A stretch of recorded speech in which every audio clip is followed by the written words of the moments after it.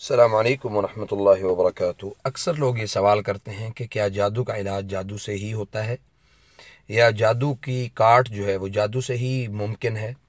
تو میرے تمام ان احباب سے یہ گزارش ہے کہ جادو کا علاج جادو سے کروانے سے پہلے ایک یہ حدیث جو ہے اس کو ضرور سن لیں اور اس پر عمل بھی کریں۔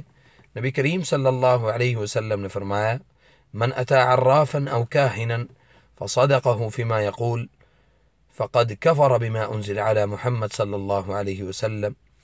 جو کسی کاہن یا کسی جادوگر کے پاس گیا اور اس نے جا کے اس کی بات کی تصدیق کر دی، یعنی محمد رسول اللہ صلی اللہ علیہ وسلم کے اوپر جو دین نازل ہوا اس دین سے اس نے کفر کا ارتکاب کیا ہے۔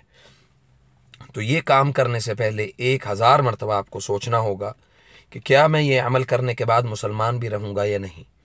اور اس کے بعد نبی کریم صلی اللہ علیہ وسلم نے فرمایا، جو کسی کاہن کے پاس یا کسی عامل کے پاس گیا اور جا کے اس سے کہا کہ میرا یہ کام کر دو، تو اللہ کے نبی صلی اللہ علیہ وسلم نے فرمایا کہ اس کی جو 40 راتوں کی اور 40 دن کی عبادت ہے اللہ اس کو قبول ہی نہیں کرتا۔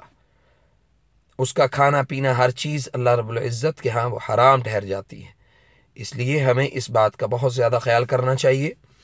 جس طرح ہمارے معاشرے میں بڑی کثرت کے ساتھ جادوگر حضرات موجود ہیں، ہمیں ان سے بچنا بھی چاہیے۔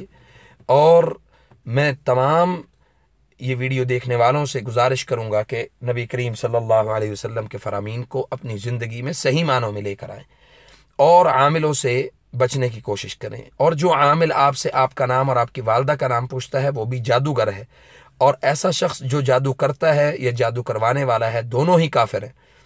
تو اللہ تعالی ہمیں عمل کی توفیق عطا فرمائے۔ فجزاکم اللہ خیر۔ السلام علیکم ورحمۃ اللہ وبرکاتہ۔